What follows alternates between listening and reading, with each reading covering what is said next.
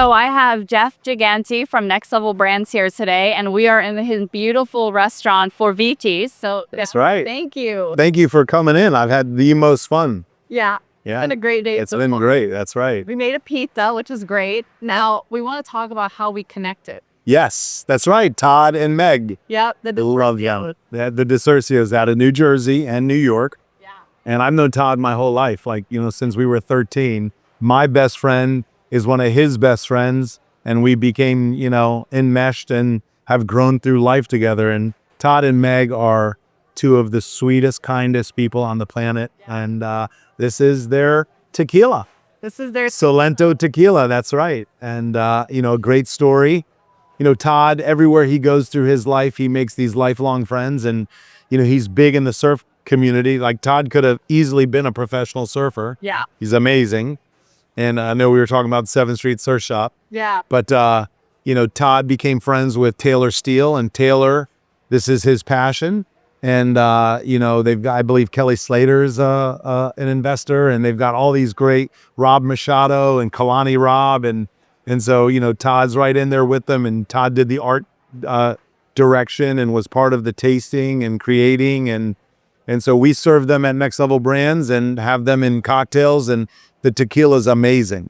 And the story's even better. Yeah, no, we definitely want to do a shout out for them. For sure. Kind, generous people. And I appreciate that, we're here today because of their connection. That's right. That is correct. Sponsored by Solento, but not financially, spiritually. Yeah, we're putting them here. We're putting the idea. We're putting them here. We want to show them off for sure. All right. So let's talk about your story. How'd you get in pizza? Yeah. So, I started, I think I was 19, my senior year at Florida State University. A buddy and I lived right off of Tennessee Street, and we saw these people building a store and ended up walking down there and talking to them. And they were building the second location of Gumby's Pizza at the time. They had opened up University of Florida, and they were building Florida State on Tennessee Street. And, I looked at these guys, and they were young and didn't look like they had much more going on than we did. So I said to my best friend, Mike, at the time, I was like, didn't your dad kind of grow up owning pizza places? He's like, yeah, I've known pizza my whole life. I was like, we should do this. Yeah. And he goes, well, how are we going to do this? I was like, well, we have a buddy. He's got money. He's looking to invest. Let's talk to him. So we borrowed $30,000 from a wealthy high school buddy of ours. And opened up Giganti Brothers Pizza and Pasta. And, that was the beginning.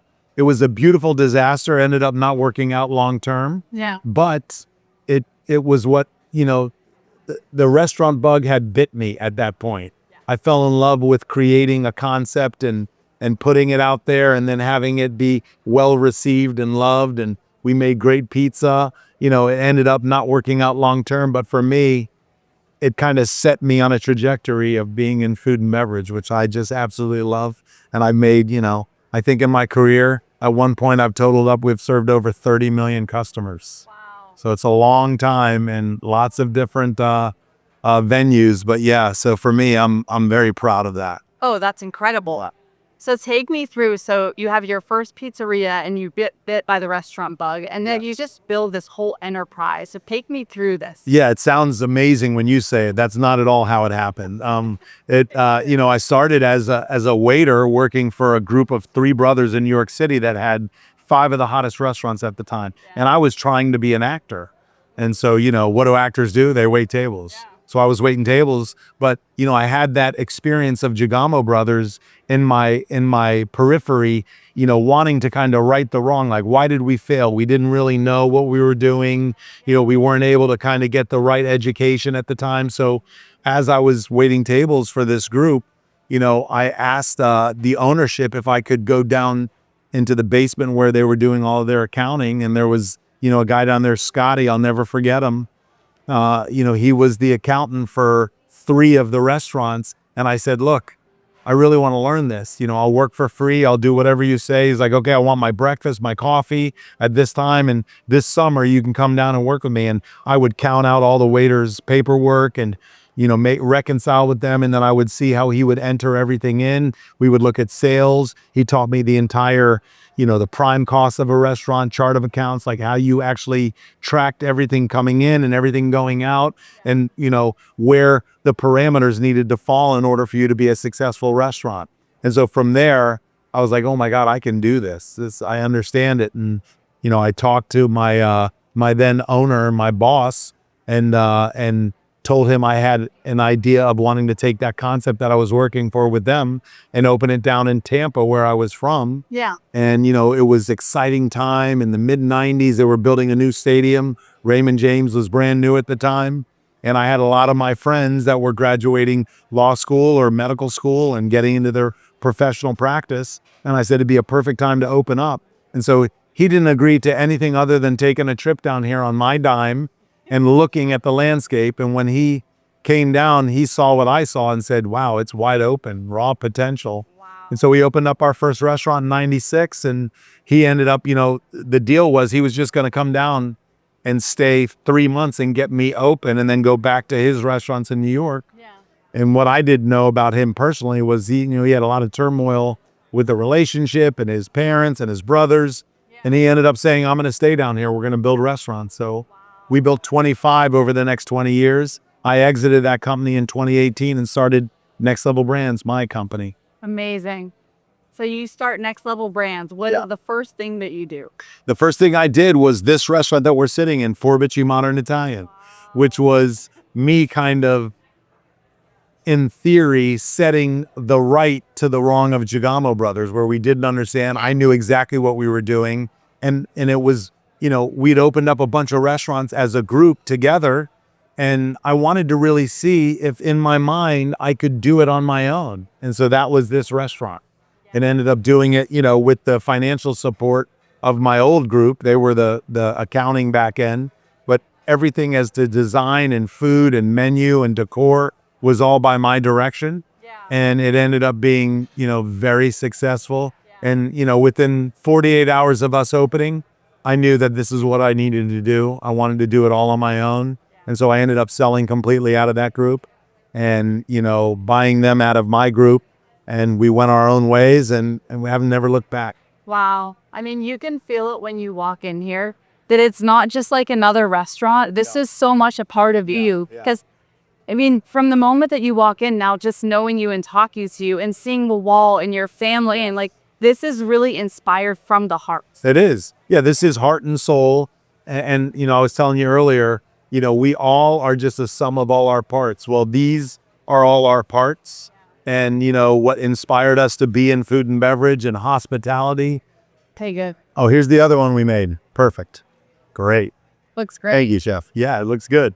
It's going to taste even better. Yeah. Yeah, so what I was saying is, our unofficial motto here at Forbici is every friend was once a stranger. Yeah. And so I love that in hospitality because, you dream and you conceive to put a place out where people feel at home and they want to come and be a part of it. And then they meet people that are here and who knows where that relationship goes. Absolutely. Yeah. And what do you see for the future of Forbici? So Forbici is the growth vehicle for our company. Yeah. We're opening Forbici St. Pete in the next coming months. Yeah. Probably, I would say January. And then Forbici Sarasota will come online next summer. And we're looking to build one in Wiregrass. Yeah. Possibly on the beaches. Yeah. So we're going to build 4 or 5 of them, and then we're going to roll it out with joint venture partners and maybe build 20 to 40 of them throughout the continental, U.S. Amazing. Yeah. Now, tell me what pizza's meant for your family.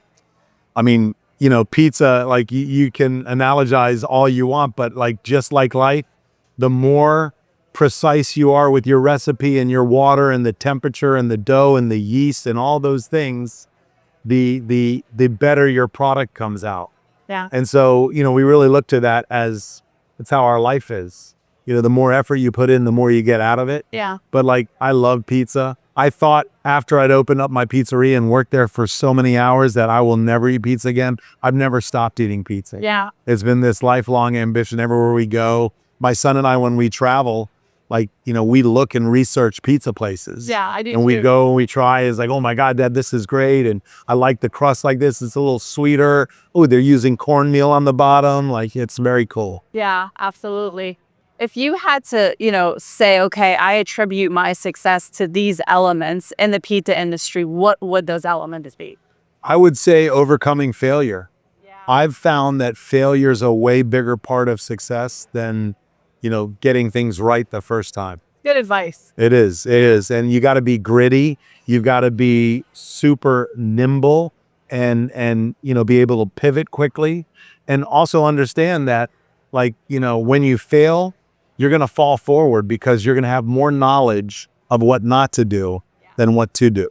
Yeah, I mean, the thing I love about your story is that you opened the first pizzeria, and the first pizzeria, it closed. And then you took that and you made something amazing and you grew it to this level that not many people get to in the pizza industry. Yes, correct. For me, stick-to-itiveness is the biggest part of success, and just, surrounding yourself with great people. I've got amazing partners. I've got amazing leaders in the company. Everybody comes from a place of yes. The answer to the question is yes. Now, what's the question? Yeah. And so, with that kind of tremendous support behind you, it's hard to fail. Yeah, it's like a can-do attitude. It is, absolutely. Yeah, and that is very important for growth. It is. It is. And, like I said, the only thing that prevents us from growing is amazing people. So we try to grow them within. Our culture is like burning into a forest fire now. It's very, very white hot. Everybody understands what we're doing. They're all knowing that we're taking that mountain. We're coming with you. And it provides a career path and tremendous upward mobility and potential for them. Absolutely. So any day of the week, you're coming in here, you're having pizza. What are you having? It's, for me, I would say 9 times out of 10, I'm doing a cup and char. Yeah. A lot of times I'm doing it on the round dough. I like it thin and crispy, light cheese. Me too. Trying to watch my, my figure. Me too. And so do the light cheese action, and then I bring a little hot honey on the side. It's really, really good. Nice combo. Yeah. Yeah, I feel like I go from a plain to that next. Yes. Absolutely. That's great. Okay, great. And as far as the menu and some of the stuff you have on the menu, we talked about these are family recipes. Yeah, so I've been eating these same meatballs my entire life. The chicken cutlet and, all of the pasta sauces, the linguine vongole, our clam sauce. For me, it is home. It's comfort. It's comfort food, and it's approachable. And, we have live music 7 nights a week here. Wow. It's a very cheers environment. It's that place, everyone knows your name, everyone comes here. Whether they had a bad time, they come to drown their sorrows, or they had an amazing time, they come to celebrate with us. We're just happy that they're coming. Absolutely. Oh. So tell me how people find you. I mean, you guys are pretty easy to find. Yeah, so, obviously, my name's Jeff Giganti. I'm on, all the social media and LinkedIn. I've got, a little bit of a following. I'm not viral like you. Hopefully, this will help. But anything Next Level Brands, Forbici, Union, Boulan, and I do a lot of entrepreneur and residency in the University of Tampa, USF, FSU. So I've got a lot of that out there, and so you'll be able to find a lot about our company. Yeah, It's not hard. you guys are easy to find, definitely in Tampa Bay. Yes, for sure. Yeah, the restaurants. Correct. Absolutely. Well, Jeff, thank you so much. Thanks so much for coming. I had so much fun with you. Yeah, me. I can see why you guys are successful. Thank you. Yeah, this was great. I really appreciate it. I love the vibe. This is my husband's favorite place, one of my favorite places, and it's just now I know why. That's awesome. Now, let's make sure you leave with some pizza. Oh, I will. So let's eat some pizza. Let's do. All right. Let's go. I'm going to take this small slice because, again, I'm trying to watch. I don't. Today I'm having pizza. I don't care. So good.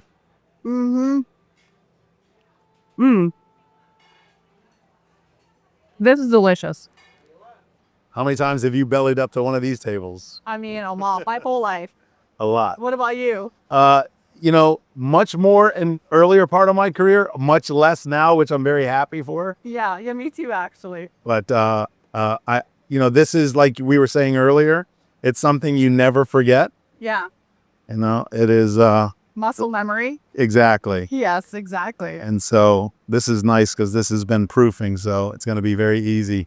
Oh, the dough looks amazing. Yeah, it's great. So we ferment our dough for 72 hours. Wow. That's part of the whole Roman style pizza, you know what I mean? Which is great because even though it looks thick, it's very light and airy. You know what I mean? It looks very light and airy and Yeah. fresh. It looks amazing. Yeah. Yeah, so this is my husband's favorite pizza. I love that. Yeah. I love that. It's mine too. Mine too. Now, do you like the thinner pizza or do you like the thicker pizza? I actually like the thinner, the rounds that we do. Me too. Because, you know, I grew up eating the New York style brick oven. Like that for me kind of is more like home. The you know, the cup and char and the Roman style, the big square is amazing. Yeah. And, you know, the hot honey craze. Oh, yeah. Oh my God, it's insane. Anything with meat on it, you put the hot honey. Yeah. And it's really, really great. So just going to stretch this a little bit here. Okay. I'm going to have all of my staff be laughing at me because they're going to be, they'll be like, So it looks like yeah, it's been a while. Well, you know, and again, having kids, my kids are older now, but when we were young, this was their favorite night, like to do a pizza night at the house. And I would embellish about how the great pizza man I was when I was a younger guy. But, you know, again. When did you start making pizza? So I started actually my senior year at Florida State. Wow. You know, a buddy of mine lived right off of Tennessee Street, and we saw these kids building out a storefront. So we naturally curious, we walked down. Yeah. And they were like, yeah, we've opened our first one at Gainesville. This is our second one at Florida State. We're Gumby's Pizza. Wow. So it was the original Gumby's guys. And I looked at them and I was like, these guys aren't smarter than us. Yeah. And they're like, yeah, we're doing $10,000 or $12,000 a week. So we're going to open these throughout all college towns. So I said to my buddy, I was like, you know, we have that friend who's got money. Yeah. Let's see if he'll loan us some money and let's do a pizzeria here. Because his father was an Italian immigrant that had pizzerias down in Fort Lauderdale. Wow. So he's like, look, we'll do this and my dad will come teach us everything we need to know Oh my gosh. about pizza. Yeah. And then we'll open this pizzeria and we'll do $10,000, $12,000 a week. So I was like, this was an amazing plan. And, you know, we didn't love college at the time. Yeah. So we ended up borrowing the money from our wealthy high school buddy and opening up that pizzeria. And so like 10 days before we were ready to open, I said to my buddy Mike, I'm like, look, get your dad. He's got to come teach us how to make the dough, how to make the sauce, all that stuff. So he comes back into the room with this look on his face. And I was like, what's wrong? He's like, my dad got deported to Italy. What? Yeah. Welcome to entrepreneurship. Oh my gosh. So he came back in and he had this ashen white look to him. I was like, what's wrong? He's like, my dad got deported to Italy yesterday. No. And so I was like, what does that mean? What does that mean? Like, we're opening in 10 days. Yeah. And he's like, I don't know. I was like, well, is he somewhere in Italy where there's a telephone? And he's like, yeah, he's at my Aunt Glenda's house. I was like, all right, we'll get the phone number. Yeah. And so that night, we had a 6.5-hour phone call to learn how to make the dough, how to make the sauce, how to saute the vegetables, how to make, you know, bread and make the chicken. Yeah.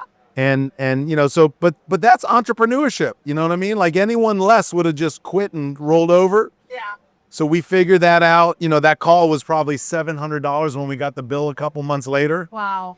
And you know, so we learned the hard way, but for me, that was really, you know, that was my college education. I hadn't learned much in college except, you know, how to pay your bills and not, you know, not have the lights turned off and, Yeah. you know, how to be social and stuff like that. Yeah. But the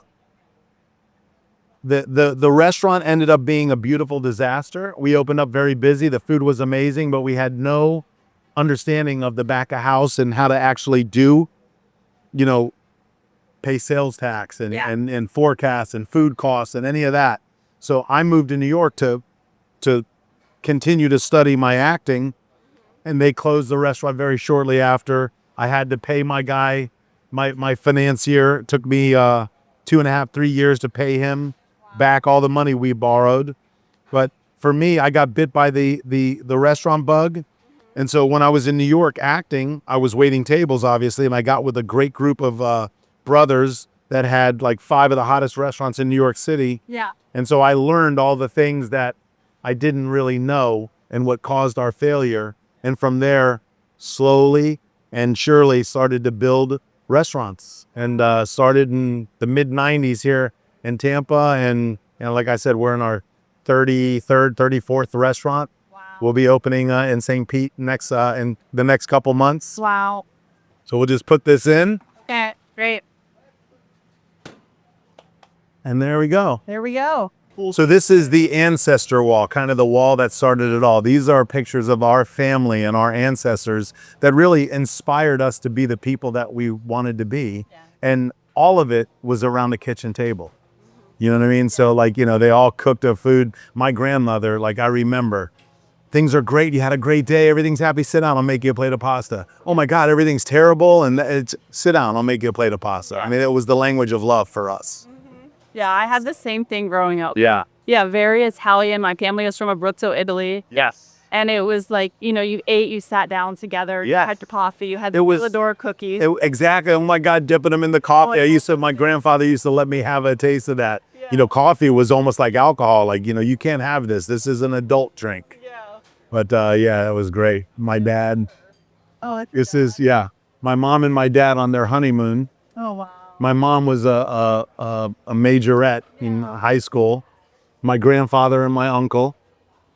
So yeah, it's like great. You have this whole, you know, huge restaurant enterprise, but it's so like it's so you and it's so close to family. It's not like what you would see from like a normal chain of things where like this is really connected to your spirit. Yeah. And well, you know, like we were saying earlier, everything is storytelling. Yeah. Like for us, we are a accumulation, a sum of all of our parts, and these are all of our parts. Yeah. And so for us to put it out there, and that's how we hire, and that's the culture we build. You know, we have 515 employees. Wow. We'll do like a little over 45 million this year with our restaurants. So it's a big company in that sense. Yeah. And the other sense, they all have open door access to me, anything that they ever want. And we're looking to build our company from within. So we want, you know, servers and busboys and essays and barbacks to rise up and be leaders of restaurants. Like really, you know, we're fine financially. The only thing that keeps us from growing at a faster pace is amazing people.